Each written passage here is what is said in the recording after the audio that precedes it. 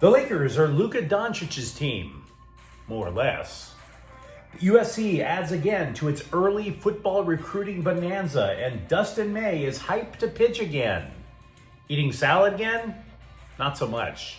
Good morning. I'm James. This is your daily dose of sports and snark for the greatest sports city in the world, Los Angeles. This is Faithful Angelenos Morning Report.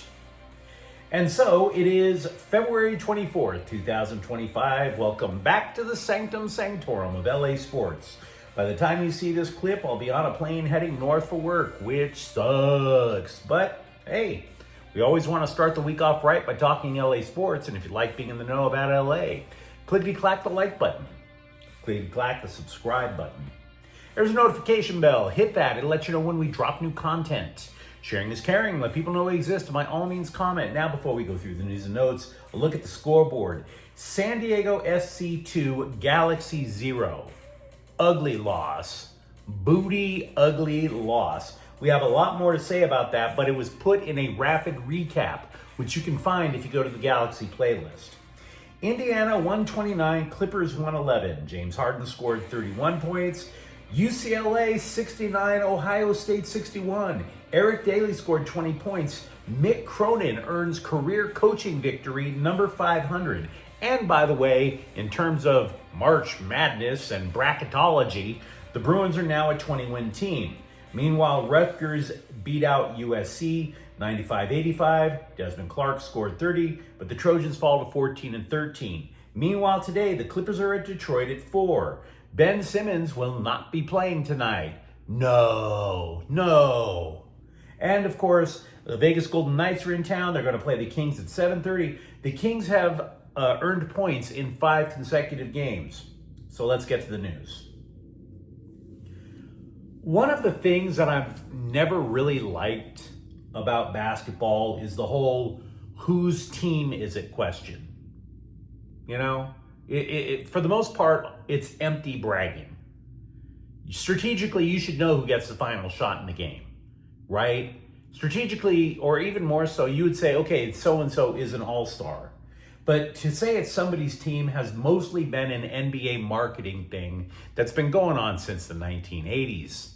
Oh, now it's come see Joel Embiid and the Philadelphia 76ers against Steph Curry and Golden State. Never mind that you don't necessarily pay top dollar just to see one guy. You go to see your team. Very rarely do you pay to see one guy. I don't know if anybody actually would go out of their way to do that since Kobe Bryant retired.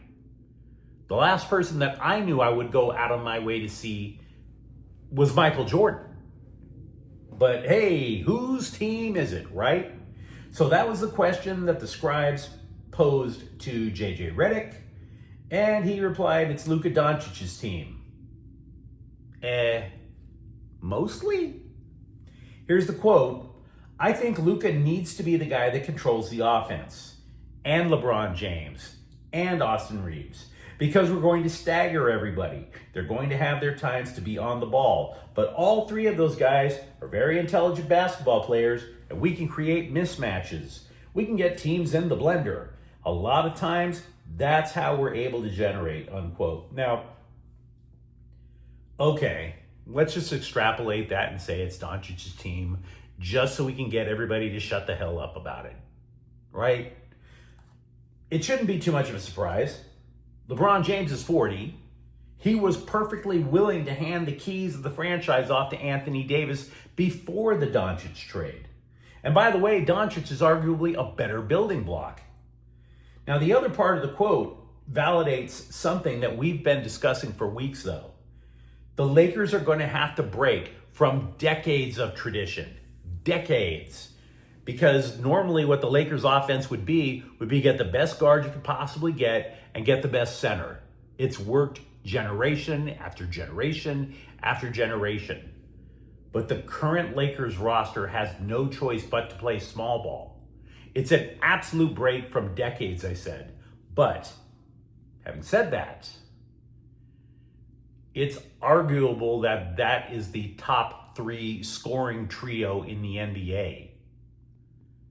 that actually, as much as some of us, myself included, hate small ball, if you have no choice but to go to small ball, you would want those three guys to be Luka Doncic, LeBron James, and Austin Reeves.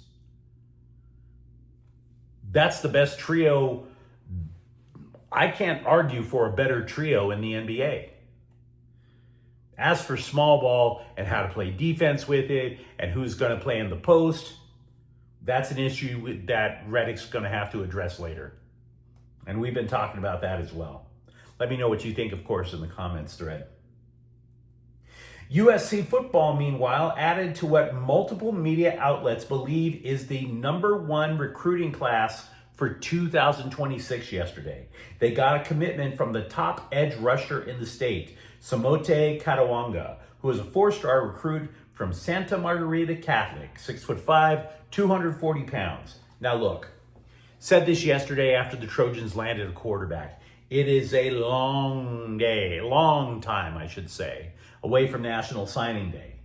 And the Trojans, of course, learned that last year. They got off to a really strong start, and most of their highly touted recruits reneged on their commitments at the last possible minute. Call it team rug pull. Most of them winded up going back to Florida and Georgia. Now, this offseason, to Lincoln Riley's credit, they have built up a new front office with a new general manager and a new way to look at how to dole out NIL money. But they have also added 3 of the top 15 rated players in California.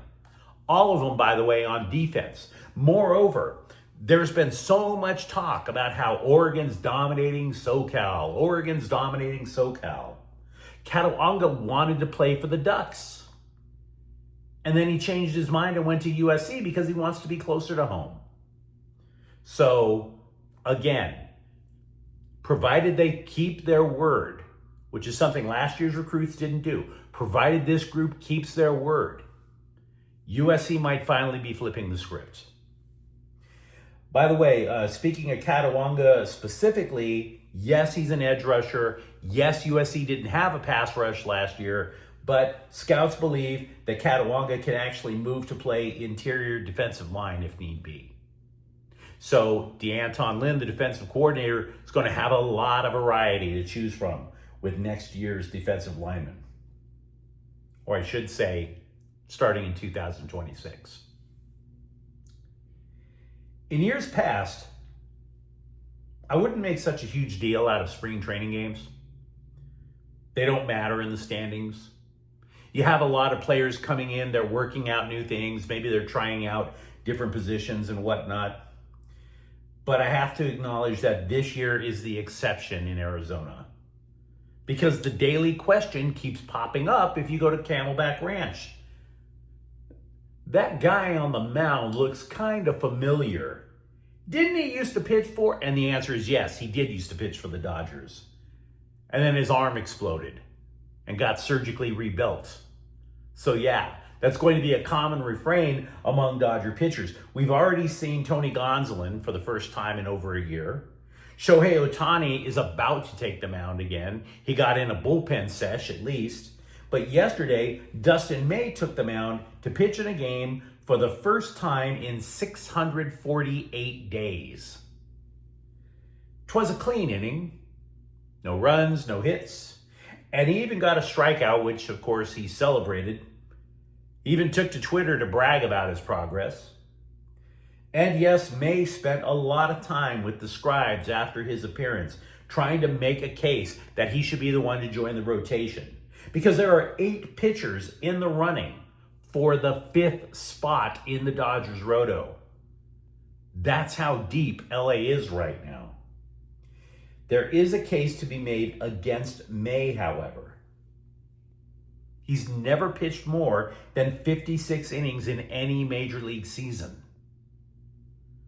So how are you going to call that durable? Moreover, if you've been following the news, dude not only has to master his pitches, he has to master eating lettuce. His return from Tommy John surgery was put back because he ate a salad and the lettuce actually cut a hole in his esophagus. Ouch. Now, I have to tell you, I am the furthest thing from a professional athlete at age 57, but at least even I can manage eating salad. So, Dustin May, trying to make a case, will have to be patient. In today's edition of Let's Break Out a Fake Cliche, Drew Doughty of the LA Kings said his play in the Four Nations face-off, which, by the way, is a smart replacement for the All-Star break, said his play in the Four Nations face-off should go a long way to proving his haters wrong at age 35. This is what he told The Athletic, quote, "It's been bugging me. I wanted to show the world that I still got it. Still can play. Think I did that. I even had LA media, how can I say this right, doubting me. And it's wild to me that they can doubt me at this point," unquote. Yeah, it is wild. Because I don't remember anybody writing a single thing about claiming Doughty can't play anymore. Maybe they said he can't be a 30-minute guy every night.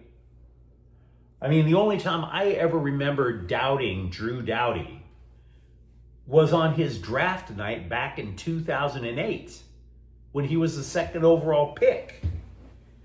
And why would I doubt him? Well, for one, he hadn't played in the NHL, but even more importantly, up until that point, the Kings had never played defense in franchise history.